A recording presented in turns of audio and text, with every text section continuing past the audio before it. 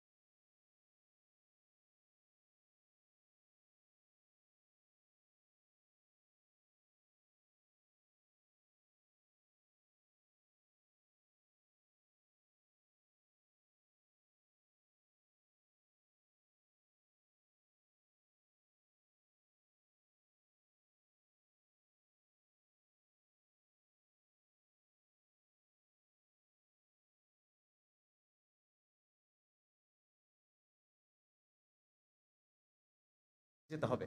এরকম কঠিন এক পরিস্থিতি আজকে ঘরে ঘরে তৈরি হবে যদি এই কারিকুলাম আমাদের বাচ্চারা পড়ে।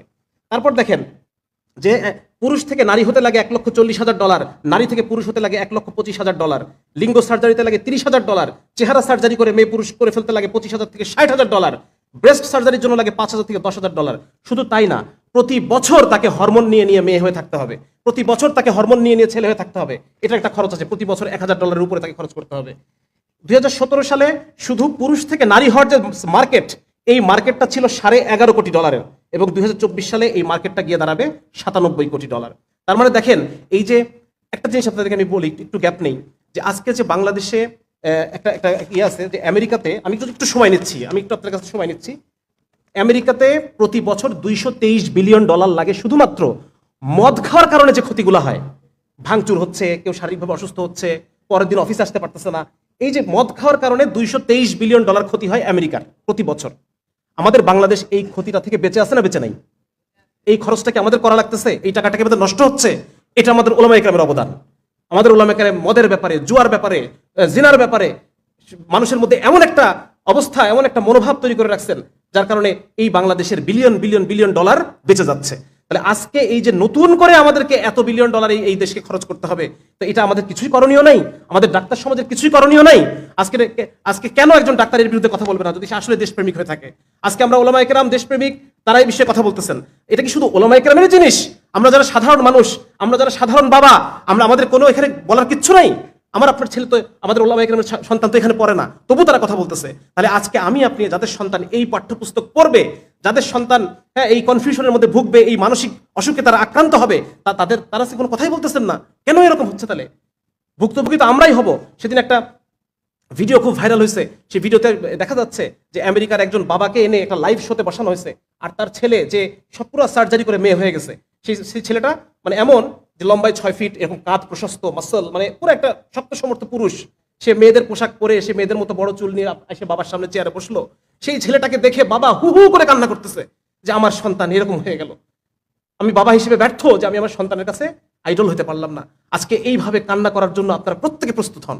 আজকে এই ভিডিও যে যেখান থেকে দেখতেছেন, যার বাসায় সন্তান আছে, আমার একটা ছোট্ট বাচ্চা আছে, 7 বছর 4 বছর, আমি জানি না আমি তাদেরকে কোন দুনিয়ায় রেখে যাচ্ছি, আমি জানি না আমার মৃত্যুর পরে আমার সন্তান সে কি হয়ে যাবে, আমি জানি না সে কি আসলে মুসলমান থাকবে, সে কি আসলে নারী থাকবে, আমার মেয়ে শিশুটা কি নারী থাকবে কিনা, আমার ছেলে শিশুটা পুরুষ থাকবে কিনা, আমি বলতে পারতেছি না। তো আজকে এক অসহায় বাবা হিসেবে আপনাদের সামনে আমি আসছি, এবং আপনারা প্রত্যেকে যার যার জায়গা থেকে আওয়াজ তুলেন, যার যার জায়গা থেকে এটা নিয়ে আপনারা আলোচনা করেন, যাতে করে এই জিনিসটা এখানেই যেন এই জিনিসটা থেমে যায়। এই সমস্ত যারা এনজিও, যারা অপকর্ম করতেছে, যারা আমাদের সন্তানদেরকে আমাদের কাছ থেকে ছিনিয়ে নেওয়ার চেষ্টা করতেছে, আমাদের পরিবারগুলোকে ভেঙে ফেলার জন্য তারা যত ধরনের প্রচেষ্টা সবকিছু তারা করতেছে, তারা যেন নিবৃত হয়, তারা যেন নিরস্ত হয়, এই জন্য আমাদের সবাইকে ঐক্যবদ্ধভাবে কাজ করতে হবে। এখন আমি খুব সংক্ষেপে 2-1টা পরিকল্পনা আমি উপস্থাপন করার চেষ্টা করছি। 1 নম্বর হচ্ছে, এখনো পর্যন্ত আমাদের দেশে মানুষ, আমরা ধর্মপ্রাণ, ধর্মভীরু, উলামায়ে কেরামের অবস্থান আমাদের সামনে অনেক উঁচু, সেজন্য আমাদের উলামায়ে কেরামের কেন্দ্রীয় দিক নির্দেশনা আসতে হবে। কেন্দ্রীয় দিক নির্দেশনা, কেন্দ্রীয় ফতোয়া। এখনো এই দেশের মানুষ ধর্মভীরু, তারা হালালকে হালাল মনে করে মানতে চায়, হারামকে হারাম মানতে চায়, হয়তো সবসময় পারে না, কিন্তু তবু তারা অন্তর থেকে চেষ্টা করে, তওবা করে। তো যার কারণে আমাদের অন্তরে ধর্মের এখন একটা জায়গা আছে, সুতরাং আমাদের একটা কেন্দ্রীয় ফতোয়া এই বিষয়ে আমাদের আসতে হবে। 2 নম্বর হচ্ছে, এই ফতোয়ার জন্য শুধুমাত্র উলামায়ে কেরামই না, বরং যারা জেনারেল শিক্ষিত, যারা এক্সপার্ট আছেন এই সমস্ত বিষয়ে, যারা এই অতীত ইতিহাস, বিভিন্ন ইংরেজি টার্ম, যে বিষয়গুলো নিয়ে মানে শক্ত দালায়েল সমৃদ্ধ একটা জিনিস তৈরি করার জন্য আমরা সবাই এক হয়ে আমরা কাজ করব। এই জন্য উলামায়ে কেরাম এবং জেনারেল শিক্ষিত এক্সপার্টদের সমন্বয়ে একটা গবেষণা সেল আমাদের প্রয়োজন। 3 নম্বর হচ্ছে, আজকে আমি খুব লক্ষ্য করেছি একটা জিনিস, যখন আমরা এনজিওদের বিরুদ্ধে কথা বলতে এসেছি, আমি একটু তাড়াতাড়ি কথা বলছি, আপনারা কি আমার কথা বুঝতে পারছেন? জি, যখন এনজিওর বিরুদ্ধে কথা বলতে এসেছি, আমরা একের পর এক বলে যাচ্ছি যে টিনের চাল খুলে নিয়ে গেছে, গরু নিয়ে গেছে, কিন্তু আমাদের কাছে কোনো ডকুমেন্ট নাই, আমাদের কাছে কোনো ডেটা নাই যেটা নিয়ে আমরা কথা বলবো। অথচ ওরা কিভাবে কাজ করে জানেন? ওরা যখন এই কথা যদি ব্র্যাকের কথা বলি, তারা একটা ভার্সিটি তৈরি করছে, এই ভার্সিটির আন্ডারে তাদের বিভিন্ন রিসার্চ সেন্টার আছে। একটা সেন্টার শুধু এই জন্য ডেডিকেটেড সেন্টার, একটা ডেডিকেটেড সেন্টার শুধুমাত্র এই জন্যই যেটা ট্রান্সজেন্ডার এবং সমকামিতা নিয়ে রিসার্চ করবে, এবং এই রিসার্চের যে ফলগুলা, এগুলো তারা নিয়ে এসে দেখায় যে এই দেশের ট্রান্সজেন্ডার অনেক কষ্টে আছে। এই রিসার্চটা তারা বিদেশে পাঠায়, বিদেশে পাঠালে বিদেশিরা কি দিবে? এই রিসার্চটা দেখে তারা টাকা দেয়। এই রিসার্চটা তারা সরকারের বিভিন্ন যখন মিটিং হয় সেখানে তারা ঢোকে, এই রিসার্চগুলো তারা দেখায় এবং সরকারি পলিসিকে নিজের পক্ষে আনার চেষ্টা করে। আজকে যে আমরা গভর্নমেন্টের সামনে কিছু একটা উপস্থাপন করব, কোনো একটা পলিসিকে আমরা আমাদের পক্ষে, ইসলামের পক্ষে আনার জন্য চেষ্টা করব, আমাদের হাতে ডেটা কোথায়, আমাদের রিসার্চ কোথায়, আমাদের ডকুমেন্টেশন কোথায়। এই জন্য খুব জরুরি হচ্ছে যে আমরা ওলামায়ে কেরাম এবং জেনারেল শিক্ষিত দায়ীদের সমন্বয়ে আমাদের একটা রিসার্চ উইং আমাদের হতে হবে।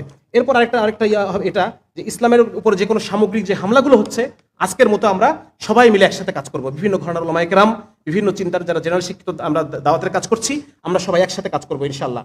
এখনো আরেকটা জিনিস হচ্ছে, আমাদের মিডিয়া এগুলোকে আমাদের পক্ষে না। আমি লাস্টে আরেকটা কথা বলবো হয়তো মিডিয়ার উদ্দেশ্যে। মিডিয়া এগুলো কেউ আমাদের পক্ষে নেই, হ্যাঁ, সবাই তাদের পক্ষে, কারণ এদের উপর আছে প্রচুর টাকা। যার কারণে আমাদের যে কাজটা করতে হবে, এখন একটা জিনিস আমাদের হাতে আছে, সেটা হচ্ছে মসজিদ। মসজিদের মেম্বারগুলো আমাদের মিডিয়া। একটা কেন্দ্রীয় নির্দেশনা যদি আসে, এইটা বাংলাদেশের লক্ষ লক্ষ মসজিদে এক শুক্রবারে পৌঁছে দেওয়া সম্ভব কিনা বলেন? হ্যাঁ, সুতরাং এই জায়গায় আমরা দায়িত্বশীলতার সাথে এই জায়গাগুলো আমরা কাজ করবো ইনশাল্লাহ। এরপর যে কাজটা একটা জরুরি কাজ, সেটা হচ্ছে আমাদের মনে, জনগণের মনে সরকারি পাঠ্যপুস্তক যে একটা নির্ভুল জিনিস, সরকারি পাঠ্যপুস্তক যে একটা নির্ভরযোগ্য জিনিস, এই ধারণাটাকে চ্যালেঞ্জ করার মতো মানসিকতা জনগণের মধ্যে দিয়ে দিতে হবে। কারণ সরকারি পাঠ্যপুস্তকের মধ্যে এই এনজিওগুলোর হস্তক্ষেপের কারণে বিভিন্ন সরকারি কর্তা ব্যক্তিদেরকে ঘুষ, উৎকোচ এগুলো প্রদানের মাধ্যমে তারা সরকারি পাঠ্যপুস্তকে তারা নষ্ট করে ফেলছে। সুতরাং জনগণের মধ্যে এটার ব্যাপারে আস্থাহীনতা তৈরি করতে হবে, যে এর মধ্যে বিষ আছে, এই জিনিসটা মানুষকে বোঝাতে হবে। আর হচ্ছে এনজিওদের প্রভাব কমানোর জন্য শুধুমাত্র মুখে আলাপ করলেই হবে না, বরং আমাদেরকে গ্রাম ভিত্তিক এনজিও, অনেক ভাই বলেছেন যে মসজিদ ভিত্তিক এনজিও, মারুফ ভাই বলে গেছেন, ওলামায়ে কেরাম বলছেন যে মাদ্রাসা ভিত্তিক এনজিও। মানুষের তো চাহিদা আছে, ওই চাহিদাটা পূরণের জন্য আমাদের একটা বিকল্প ব্যবস্থা তৈরি করতে হবে। সেটা কর্জে হাসানের মাধ্যমে হতে পারে, সেটা স্থানীয়ভাবে সাদাকা কালেকশনের মাধ্যমে অসহায় লোকদের ঘরগুলো উঠাই দেওয়া যেতে পারে, তাদেরকে ভরণ পোষণের জন্য, তাদের জীবিকার জন্য সেলাই মেশিন, গরু, যে ব্যবস্থাগুলো আছে, হ্যাঁ, মানে ওরা যে কাজগুলো করে যাচ্ছে, আমরা হয়তো পুরোটা নাও পারতে পারি, কিন্তু কিছু সংখ্যক মানুষকে তো আমরা ইমান আমল বাঁচাতে পারবো, ঠিক না? সুতরাং আমাদের একটা অল্টারনেটিভ একটা এনজিও, সেটা সেন্ট্রাল হোক, সেন্ট্রাল হলে ভালো, না হলে পর বিচ্ছিন্ন গ্রাম ভিত্তিক, মহল্লা ভিত্তিক, মসজিদ ভিত্তিক এনজিও আমাদের তৈরি করতে হবে। আরেকটা হচ্ছে, এইগুলোতে স্থানীয় ছাত্র যুবকদেরকে, জেনারেল শিক্ষিত ছাত্র যুবকদেরকে সম্পৃক্ত করতে হবে। ওলামায়ে কেরামের ভিন্ন দায়িত্ব আছে, তারা অন্যান্য বিভিন্ন দায়িত্ব নিয়ে তারা ব্যস্ত। জেনারেল শিক্ষিত যারা যুবক আছেন, তাদেরকে এ ব্যাপারে সামনে অগ্রণী ভূমিকা পালন করতে হবে আলেমদের নেতৃত্বে। এই সাথে এরা যে কাজটা করে, আমি একটা জিনিস বলছি, মানে তাড়াতাড়ি বলার কারণে জিনিস ছুটে যাচ্ছে, সেটা হচ্ছে তারা আমাদের রুচিকে নষ্ট করে। আমি শুরুতে বলছি যে রুচি নষ্ট করা, ঠিক ঠিক, হালাল হারাম, জায়েজ না জায়েজ, এটার যে রুচি, এটাকে তারা নষ্ট করে দেয়। সমাজের মধ্যে জেন্ডার রূপান্তরমুখী শিক্ষা, মানে যে একজন পুরুষ একজন নারী নিজেকে নারী ভাববে, এটাই স্বাভাবিক, রুচি নষ্ট করে দিচ্ছে, ঠিক না? এইভাবে তারা রুচিকে নষ্ট করে, রুচি নষ্ট করে তারা শিক্ষা ব্যবস্থার মধ্য দিয়ে। আপনারা জানেন যে এনজিওগুলোর বিভিন্ন শিক্ষা কার্যক্রম আছে, ব্র্যাক প্রত্যন্ত অঞ্চলে তারা স্কুল চালায়, ঠিক আছে না, এগুলো চালায়। তো এভাবে তারা রুচিকে নষ্ট করে, এবং যাদের রুচি নষ্ট তাদেরকে তারা আশ্রয় দেয় কিসে? স্বাস্থ্য খাতের মাধ্যমে। স্বাস্থ্য খাতের মাধ্যমে তারা বিভিন্ন বলে যে আমরা এইডসদেরকে সেবা দিই, আমরা সমকামীদেরকে সেবা দিতে চাচ্ছি, আমরা ট্রান্সজেন্ডারদেরকে সেবা দিচ্ছি, এইগুলো বলে তারা তাদেরকে শেল্টার দেয়, তাদেরকে কর্মসংস্থান করে, পুনর্বাসন করে। তো এই জায়গাগুলোতে আমাদের স্বাস্থ্য এবং শিক্ষা সেক্টরে আমাদের কাজ করতে হবে, এবং নুরানি শিক্ষাকে, মানুষ আগে বলছে মানুষের মধ্যে এখনো ধর্মভীরতা আছে, সুতরাং নুরানি শিক্ষাটাকে যদি আমরা জাগতিক শিক্ষার সমন্বয়ে একটু কি বলা যায়, সাধারণ মানুষের কাছে আরো বেশি সম্মানজনক করে তুলতে পারি, তাহলে পরে আমার মনে হয় বিপুল সংখ্যক মানুষ এই জেনারেল শিক্ষার এই কারিকুলাম বাদ দিয়ে আমাদের এখানে দিবে। অলরেডি হচ্ছে, বিভিন্ন জায়গায় নুরানির মাদ্রাসাগুলোতে ছাত্রদের সংখ্যা বেড়ে গেছে, স্কুলের ছাত্র সংখ্যা কমে গেছে। এইটাকে আরো বেগবান করার জন্য আমাদের একটা সমন্বয়ের মাধ্যমে একটা যুগোপযোগী একটা কারিকুলাম আমাদেরকে গার্জিয়ানদেরকে দেখাতে হবে। আর শেষ আমি যেটা বলতে চাই সেটা হলো, আলহামদুলিল্লাহ বর্তমানে বাংলাদেশে এই পরিমাণে মাদ্রাসা আছে, এই জমিন থেকে সহসা দিন উঠে যাওয়া ইনশাআল্লাহ তাআলা সম্ভব না। সুতরাং এখন আলহামদুলিল্লাহ ওলামায়ে কেরাম তৈরির ফ্যাক্টরি যেমন আমাদের আছে, দিনদার আওয়াম তৈরির ফ্যাক্টরি আমাদের তৈরি করতে হবে। আমাদের ওলামায়ে কেরামের তত্ত্বাবধানে জেলায় জেলায়, ইউনিয়নে কওমের অর্থায়নে, যদি মাদ্রাসা যেভাবে হয়েছে এতদিন পর্যন্ত, কওমের অর্থায়নে ওলামায়ে কেরামের তত্ত্বাবধানে স্কুল তৈরির পিছনে আমাদেরকে মেহনত করতে হবে, কাজ করতে হবে। যেখানে আমরা যদি এই বিকৃতি তারা কারিকুলামে রেখেও দেয়, এই বিকৃতিকে আমরা সঠিকভাবে আমাদের ছাত্রদেরকে পড়াইতে পারবো, তাদের সঠিক মেজাজ আমরা তৈরি করতে পারবো। দিনদার আওয়াম তৈরির ফ্যাক্টরি আমাদের এখন প্রয়োজন। এজন্য এখানে উপস্থিত সম্মানিত ওলামায়ে কেরাম যারা আছেন, তারা যথেষ্ট ইনশাআল্লাহ, তারা যদি একত্রিত হয়ে সিদ্ধান্ত নেন, এবং তাদের যে সমাজে পরিচিতি, তাদের যে সমাজের যে গ্রহণযোগ্যতা, তারা যদি চেষ্টা করেন, অবশ্যই এটা সম্ভব যে আমরা এরকম 5000 ইউনিয়নে আমরা 5000 এরকম স্কুল তৈরি করতে পারবো, যেখানে তাহলে পরে ওদের যে শিক্ষা কার্যক্রম, এই কার্যক্রমটাকে মোকাবেলা করা সহজ হবে। মোকাবেলা শুধু মুখে হবে না, আওয়াজ দিয়ে হবে না, রাজপথে হবে না, মোকাবেলা এখন মাথার মোকাবেলা এখন মাথার। শেষ আমি বলতে চাই, এটা শুধুমাত্র হুজুরদের ইস্যু না, এখানে যারা মিডিয়ার যারা আছেন তাদের উদ্দেশ্যে তাদেরকে আমি বলতে চাই, এখানে যারা গোয়েন্দা বাহিনীর ভাইরা আছেন তাদেরকে বলতে চাই, আইন শৃঙ্খলা বাহিনীর ভাইরা আমার এই কথা শুনবেন, তাদেরকে আমি বলতে চাই যে দিন শেষে আপনি একজন বাবা। আপনি যখন ঘরে ফিরে যান প্রতিদিন চাকরি শেষে, অফিস শেষে, তখন ছোট ছোট কিছু মানুষ দৌড়ে এসে আপনার কোলের উপরে ঝাঁপায় পড়ে। ছোট ছোট কিছু মানুষকে বুকে আঁকড়ে ধরে আপনি সারা দিনের সমস্ত কষ্টকে ভুলে যান। এই ছোট মানুষগুলোকে আপনি কোন দুনিয়ায় রেখে যাচ্ছেন, কোন পৃথিবীতে রেখে যাচ্ছেন, যে পৃথিবীতে তারা ধুকে ধুকে ধুকে ধুকে তাদের চিন্তা চেতনা নষ্ট হয়ে যাবে, তাদের শরীর নষ্ট হয়ে যাবে, মন নষ্ট হয়ে যাবে। আপনার চোখের সামনে দেখবেন আপনার সন্তান মাদকাসক্ত হয়ে যাচ্ছে, আপনার সন্তান ডিপ্রেশনের রোগী হয়ে যাচ্ছে, আপনার সন্তান আত্মহত্যার পথ বেছে নিচ্ছে। একজন বাবা হয়ে আপনি এটা সহ্য করতে পারবেন? যদি সহ্য করতে পারেন তাহলে আপনি এসে আমাদেরকে ধরে নিয়ে যান। আর যদি আপনি সহ্য করতে না পারেন তাহলে আমাদের সাথে সুর মিলায় বলেন, আমাদের সাথে সুর মিলায় এই চক্রান্তের বিরুদ্ধে, এনজিওদের দেশ বিরোধী অপতৎপরতার বিরুদ্ধে আপনাকেও কথা বলতে হবে, কারণ আপনি একজন বাবা। আপনার সেই পিতৃত্বকে উদ্দেশ্য করে বলছি যে আপনার সন্তানের ভালো আজকে আপনাকে সিদ্ধান্ত নিতে হবে, আপনি কার পক্ষে কথা বলবেন, কার পক্ষে কাজ করবেন। আমার আলোচনা এখানেই শেষ। সবাইকে অসংখ্য জাযাকাল্লাহ কষ্ট করে ধৈর্য ধরে আমার আলোচনা শোনার জন্য। আসসালামু আলাইকুম ওয়া রাহমাতুল্লাহি ওয়া বারাকাতুহু।